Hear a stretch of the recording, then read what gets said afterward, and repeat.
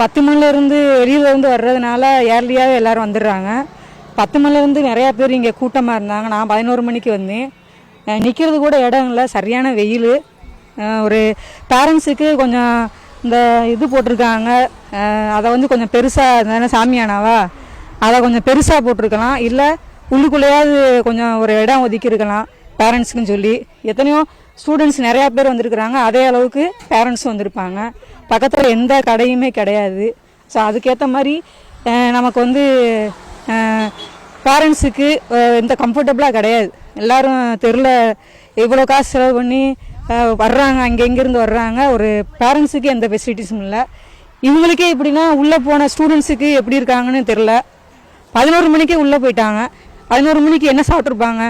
5:30 மணிக்கு வருவாங்க. 5:30 மணி வரைக்கும் அங்கே என்ன பண்ணுறாங்க, எப்படி எழுதுவாங்க? இந்த ஒரு பிரச்சனையிலேயே பிள்ளைங்களுக்கு படித்ததெல்லாம் மறந்து போயிடும். அவங்களுக்கு வந்து ஒரு கம்ஃபர்டபுளான சூழ்நிலை கிடையாது. நாங்களாவது வெளியில் இப்படி உட்காந்துருக்குறோம், நீங்கள் அப்படியே கொஞ்சம் வீடியோ மட்டும் எடுத்து பாருங்கள், எப்படி இருக்குன்னு தெரியும். ஸோ இதனால் அடுத்த தடவை அவங்களுக்கு இதே மாதிரி ஒரு சென்டர் போட்டாங்க அப்படின்னா கொஞ்சம் கம்ஃபர்டபுளாக பேரண்ட்ஸுக்கும் இருக்கணும், வெளியில் ஒரு சின்ன கடையாவது இருக்கணும்.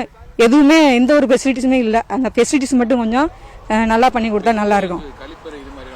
ரெஸ்ட் ரூம் போகவே முடியல சார். இது பெரிய பிரச்சனை, ரெஸ்ட் ரூம் பிரச்சனை தான். தண்ணி குடிக்காம கூட இருந்துடலாம். வெளியில இருந்து 7 மணிக்கு பஸ் பிடிச்சி வர்றவங்களாம் இருக்கிறாங்க. அப்போ எங்கே போய் அவங்க ஒதுங்குவாங்க? ஜென்ஸ் எங்கிட்டாவது ஒரு காடு இங்கிட்டுன்னு போயிடுவாங்க. லேடிஸுக்கு எந்த ஃபெசிலிட்டிஸுமே இல்லை. எல்லோரும் ரொம்ப கஷ்டப்படுறோம். இதுதான் பெரிய பிரச்சனையாக இருக்குது. என் பொண்ணு நீட் தேர்வு வந்துச்சு. 11 மணிக்கு வந்தோம். இங்கே 11 மணிக்கு வந்தோன்னா 11:30க்கெல்லாம் அலோவ் பண்ண ஆரம்பிச்சிட்டாங்க ஸ்டூடெண்ட்டை. 11:30 மணிலேருந்து நாங்கள் இங்கே தான் இருக்கோம். எந்த ஃபெசிலிட்டிஸும் இல்லை. சும்மா வெயிலில் கிடந்தோம். இப்போ தான் கொஞ்சம் மர நிழல் வந்துருக்கோம். மற்றபடி நீ எக்ஸாம் முடிஞ்ச வர வரைக்கும் நாங்கள் இங்கே தான் இருந்து போவோம்.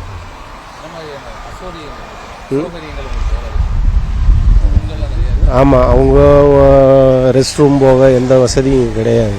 இப்போ பேரண்ட்ஸ்லாம் ரொம்ப சிரமப்பட்டுருக்காங்க. சாப்பாடுக்கும் வழி இல்லை. சாப்பாடு இப்போ வந்து இங்கேருந்து போகணும்னா 3-4 கிலோமீட்டருக்கு போகணும் சாப்பாடு. அதே மாதிரி தண்ணி வசதி கிடையாது, டாய்லெட் வசதி எதுவுமே கிடையாது. ஒரு பந்தல் இருக்கிறதுக்கு இந்த அக்கினி நட்சத்திர வெயில் இப்போ இருக்குது. இந்த வெயிலில் தான் எல்லா பேரண்ட்டும் இருக்கும். வெயிலில் ஆமாம்.